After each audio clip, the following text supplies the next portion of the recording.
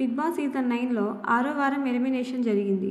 ఈ సీజన్లో very strong ఇంకా టాప్ 5 పక్కా అనుకున్న సీరియల్ యాక్టర్ భరణి ఎలిమినేట్ అయ్యాడు. ఆయన హౌస్లో ఆట కన్నా బంధాలు పెట్టుకొని తన ఆటని తానే రిస్క్లో పడేసుకున్నాడు.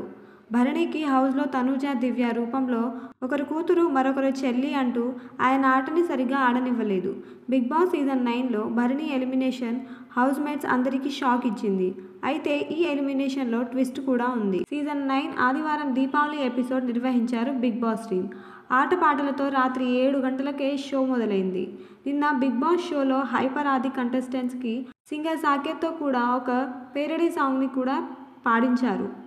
జటాధార టీం కూడా బిగ్ బాస్ స్టేజ్ మీద వచ్చి సందడి చేసింది. బిగ్ బాస్ సీజన్ 9లో లాస్ట్ వీక్ నామినేషన్స్లో 6గురు కంటెస్టెంట్స్ ఉన్నారు.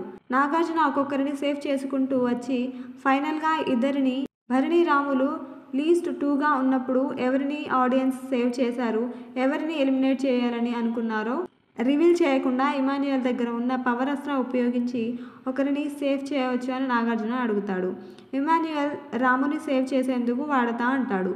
అలా తన పవర్ అస్త్ర వాడటం వల్ల రాము సేవ్ అవుతాడు. అయితే అక్కడ ఆడియన్స్ కూడా ఓటింగ్లో రాముని సేవ్ చేసి భరణిని ఎలిమినేట్ చేయాలని అనుకున్నారు. ఇమాన్యుయల్ ఒకవేళ భరణిని సేవ్ చేసి ఉంటే అతను హౌస్లో ఉండేవాడు.